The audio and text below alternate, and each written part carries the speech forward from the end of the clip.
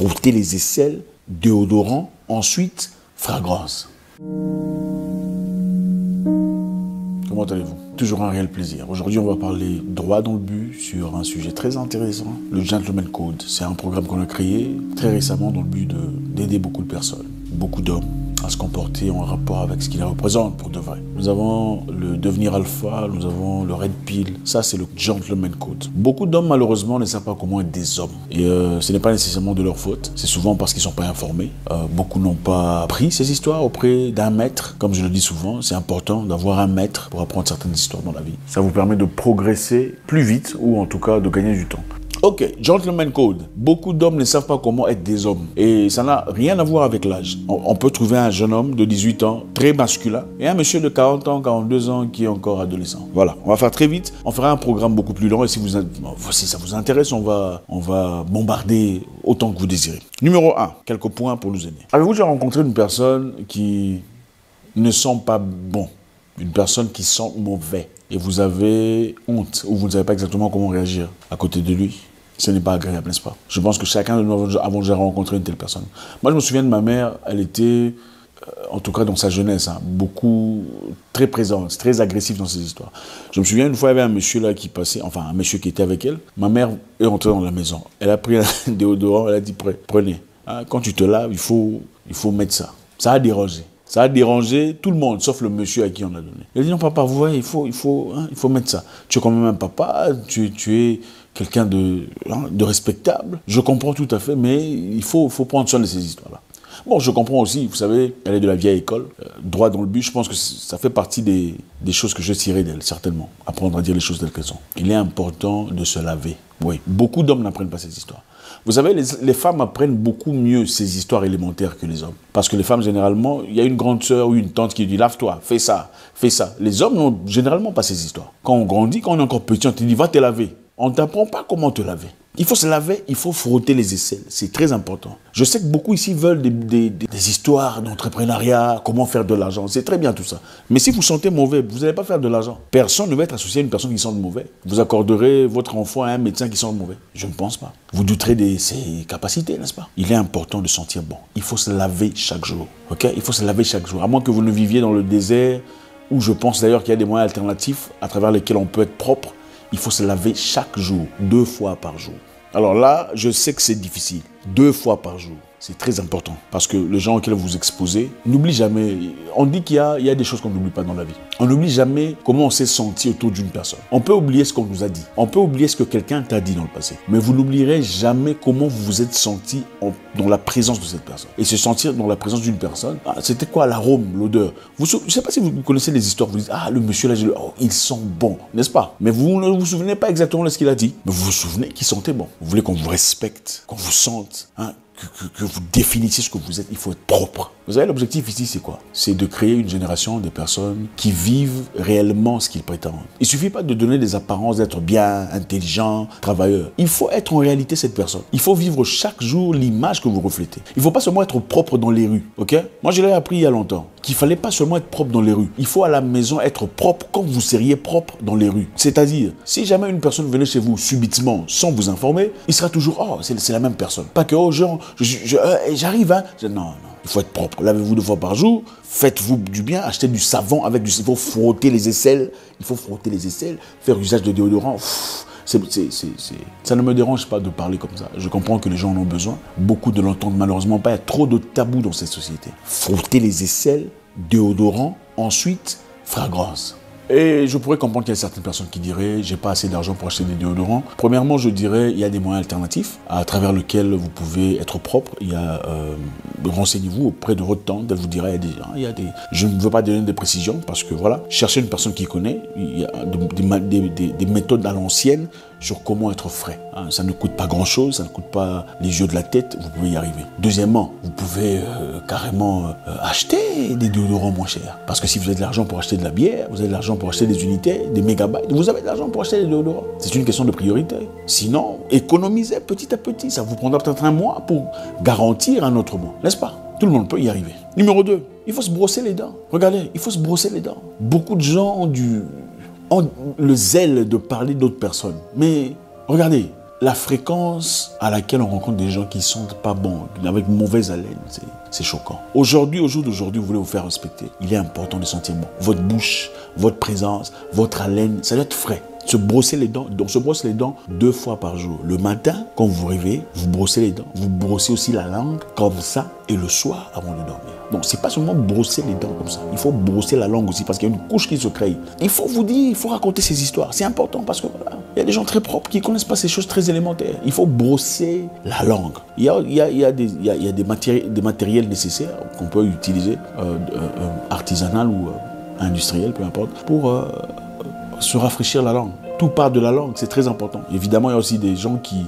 peuvent avoir de mauvaises haleines partant d'une certaine maladie. Si cette haleine ne s'arrête pas, allez voir un médecin, allez parler à un professionnel. Ça pourrait être un truc à l'estomac, ça pourrait être un truc qui ne va pas, ça pourrait être causé par un régime alimentaire inapproprié. Il y a beaucoup de trucs qui pourrissent dans l'estomac sans que vous vous en rendiez compte. Allez parler à un professionnel, ça va changer, c'est important. Écoutez, il n'y a rien de plus dégoûtant que de parler à une personne qui commence à faire ça. Ah oui, c'est vrai. Ah mais c'est pas vrai. Ouais. Et puis, il y a beaucoup de femmes qui souffrent ici par rapport à ces histoires. Elles n'ont peut-être pas le courage de le dire. Il est important de se laver ses derrières avec du savon. Je sais que vous ne vous y attendiez pas, mais c'est important de vous le dire. Parce qu'au fur et à mesure, se laver, ce n'est pas seulement comme ça à l'africain ou avec votre douche. Non, il faut se frotter partout, il faut se laver. D'abord, vous savez, les femmes apprennent mieux ces histoires, encore une fois, parce qu'il y a une tante qui t'apprend. Assieds-toi là, lave-toi comme ça, je vais te jeter l'eau, tu vas te laver. Les hommes n'apprennent pas ça. Les hommes apprennent seulement à courir, enfin, en Afrique en tout cas, on apprend à courir sous la pluie, on n'apprend pas à se laver. Il est important de se laver dans son intimité proprement, correctement, convenablement. Parce que beaucoup de femmes dans leur foyer souffrent ici. Elles n'ont pas le courage de le dire. Il y a des fois, vous rencontrez une personne, la laine, l'odeur, directement, vous avez pitié pour sa femme. Parce qu'évidemment, c'est aussi une personne autoritaire. Certainement, si elle essaie de s'exprimer, j'ose imaginer comment il va réagir. Et aussi, évidemment, quand la femme s'exprime une fois ou deuxième fois, tu réagis avec agressivité. Certainement, elle va arrêter d'en parler. Elle va souffrir dans son cœur. Ce n'est pas génial du tout. Un gentleman qui se respecte doit sentir bon. Et vous ne sentez pas bon pour les gens qui vous entourent. Quand tu marches, tu te sens, il faut te sentir. Je suis un homme, c'est important. Si tu te sens bon, regardez-moi, avant de sortir de ma maison, je me regarde dans une glace, je sens mon aura. Quand c'est bon, je dis ouais, là je sors. Quand ça va pas, je préfère rester à la maison. Et tout peut aller nickel, mais je ne me sens pas mon aura. C'est important de se sentir, rester en connexion avec soi-même. Dans le Gentleman Code, il est important de jeter un coup d'œil sur son code vestimentaire. Votre façon de vous habiller, on renvoie un message direct à ceux qui vous regardent. Malheureusement, vous savez, on dit la couverture ne fait pas l'homme, en anglais, traduction littérale. C'est-à-dire, vous ne pouvez pas juger une personne par ce que vous voyez. Mais malheureusement, dans le monde dans lequel on vit, les gens vous jugent sur ce que vous représentez. On regarde votre habillement, votre accoutrement, on vous juge. Tu peux être quelqu'un de très intéressant, très intelligent, de réussi, mais si on ne te connaît pas, surtout on ne te connaît pas, ton code vestimentaire, on ne va pas te laisser entrer dans un bureau. Je me souviens une fois, je suis parti avec des proches de la famille, des gens que je respecte plus âgés que moi. Nous sommes arrivés dans un bureau de l'État. On leur a demandé d'attendre dehors. Et moi, on m'a demandé d'entrer. Monsieur, comment... Au fait, c'est lui qui m'y accompagnait pour rencontrer le ministre. Finalement, lui, on lui demande d'attendre dehors et on me demande, moi, d'entrer. Et la personne qui s'adressait à moi, évidemment, l'a fait clairement sur base de l'image que je reflète. Donc, votre image extérieure est très importante. Il faut bien s'habiller. L'habillement, ce n'est pas seulement un truc des femmes. Être beau, ce n'est pas seulement être beau au visage. Au fait, pour l'homme, être beau, ce sont des composants de plusieurs choses à la fois. À part l'argent, évidemment, l'apparence, l'accoutrement, l'esthétique, le charisme que vous reflétez immédiatement quand on vous regarde. C'est très important. Maintenant, ici, il y a nuance. Quand vous n'avez pas de l'argent, il faut faire très attention sur comment vous vous habillez. Ça doit correspondre à ce que vous voulez représenter. Vous voulez faire partie d'un groupe d'ingénieurs, vous n'allez pas y aller habillé comme un danseur de hip-hop. Ça ne fonctionne pas. Vous voulez faire partie de réunion d'avocats, peu importe, de politiciens, vous n'allez pas partir comme un garçon d'école. Il faut s'habiller en accord avec ce que vous représentez. Maintenant, si vous avez de l'argent, vous pouvez vous habiller n'importe comment. Ah, c'est ça la réalité. C'est injuste, mais c'est ça. Quand vous avez de l'argent, vous pouvez mettre des culottes, vous pouvez mettre des shorts, des baskets et aller n'importe où. Qu'est-ce qu'on va dire? Il est stylé. On ne va pas vous juger. Mais si vous n'avez pas toutes ces histoires-là, ça devient très compliqué. Ça en va de même pour les tatouages. Vous connaissez Lil Wayne, le rappeur américain. Imaginez Lil Wayne sans argent dans votre quartier. Vous allez le traiter de quoi? Voyou, bâtard, enfant, tout ça là, surtout en Afrique. Mais malgré tout ce qu'il a là, puisque c'est Lil Wayne, on sait qu'il y a des dizaines de millions de dollars en banque, personne ne le juge. Donc le code vestimentaire est très important pour représenter ce que vous désirez. Numéro 5, un gentleman fait attention à sa façon de s'exprimer. Il faut monter le niveau. Il faut parler correctement, c'est très important. Surtout quand vous faites face à des personnes qui ne vous connaissent pas, que vous rencontrez pour la première fois. Faire moins usage des argots, des mots peu officiels, de mots non officiels, des insultes. Faire attention à sa façon d'exprimer. Les gens vous jugent tout le temps. Les gens vous jugent tout le temps. Vous rencontrez des gens sympathiques, il faut être sympa, mais il faut garder le cadre. Il faut parler correctement parce qu'on va vous juger. Pendant les 2 premières minutes, on essaie de calibrer le niveau de respect qu'il faut vous accorder. Donc, autant il est important de baratiner, de faire des blagues, tout ça.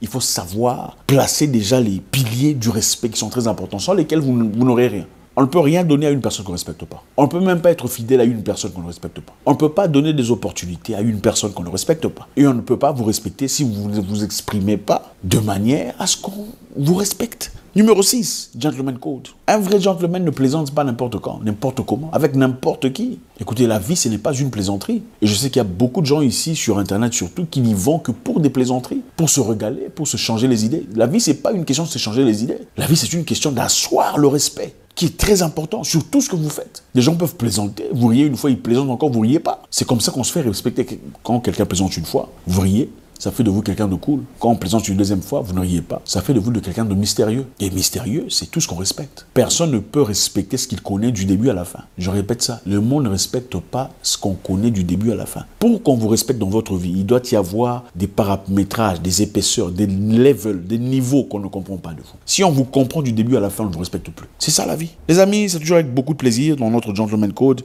En bonus, il faut être sérieux.